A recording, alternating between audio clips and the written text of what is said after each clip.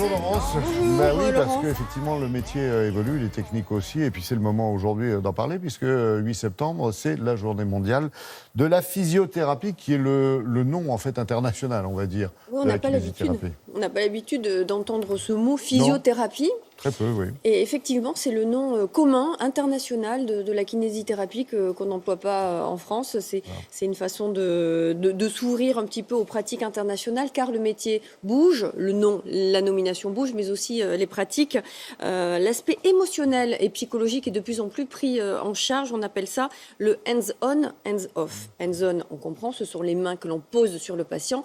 Hands-off, c'est-à-dire qu'on peut le prendre en charge sans le toucher. On va comprendre pourquoi. En plus des gestes physiques sur le patient, l'accompagnement psy est fait grâce à une pratique de ce qu'on appelle la TCC, la thérapie comportementale et cognitive. Vous savez, les TCC sont très utilisés aujourd'hui par les psychologues, les psychiatres, les pédos, même psychiatres, pour prendre en charge notamment les phobies. Et nous avons rencontré chez un kiné, Gwendoline, qui a ce qu'on appelle une kinésiophobie, c'est-à-dire une phobie du mouvement après une opération très grave du genou.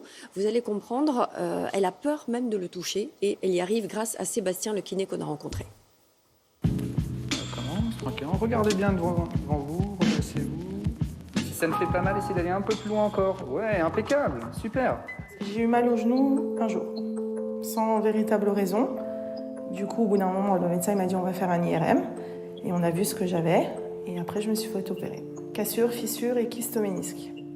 15 jours après l'opération, j'ai eu de la kiné tous les jours. Pas ici, mais tous les jours. Ça n'avançait pas. Après, j'ai été voir un autre médecin qui m'a dit fais 2 fois par semaine parce que c'est tous les jours, c'est pas bon. Bon, ça n'avançait pas plus. Après, j'en ai vu un autre qui m'a dit fais plutôt tous les 2 jours. Ça n'a rien changé. J'ai fini au centre antidouleur à la Riboisière juste derrière et qui, eux, m'ont emmené vers Sébastien. Mais je suis venue là, voilà, sans grande conviction. J'ai dit bon, on va venir, on verra bien. Et puis si, ça marche. Fort, sans douleur. Ah, commence à être intéressant là. Sa douleur était disproportionnée par rapport à la problématique physique de son genou. Donc la prise en charge spécifique, ça a été justement de traiter par le mouvement et pour le mouvement ses peurs, ce catastrophisme, en essayant de relativiser les choses, en essayant ensuite de lui faire vivre des expériences qui lui permettaient de voir que la douleur n'était pas liée uniquement à un problème physique. Ok, super, encore. Essayez de lever un petit peu plus les genoux. Ouais, et d'échanger un peu plus vite. Déjà, il a compris que j'avais peur, parce que la peur, c'est une plus grande partie pour moi. Il a compris que j'avais très peur de refaire les choses. Il m'a beaucoup écouté. Il me force pas, si j'ai pas envie, je fais pas. Il m'a appris à retoucher mon genou, que je n'avais pas fait depuis très longtemps. Il me grattait même plus le genou, donc c'est pour dire que j'avais même plus cette sensation-là. Donc avec Sébastien, on a travaillé longtemps. J'ai réappris à lever ma jambe. Je réapprends encore à le monter les escaliers, à les descendre, à trottiner, à courir. Par un mouvement que l'on va bien calibrer, on va chercher à l'amener dans des situations qui vont lui permettre de progresser en sécurité et de démystifier en fait ses peurs. Super, continuez à marcher, comme d'habitude. Comme d'habitude, c'est très bien, c'est impeccable. Je suis là, c'est impeccable. Donc là, en l'occurrence, c'était de lui montrer que son genou pouvait bouger. Donc au début, je l'ai juste accompagné avec mes mains en lui faisant bouger le genou.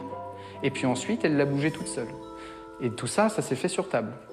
Ensuite, on s'est mis debout, on a fait des fentes, puis on a sauté, puis on a travaillé les escaliers, tout ce qui lui posait problème. Et maintenant, on en est à faire quelques pas de course. Allez, 30 secondes, c'est parti. Allez, encore un peu.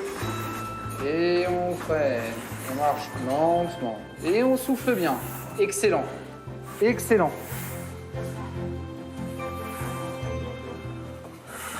Toujours plein d'émotions.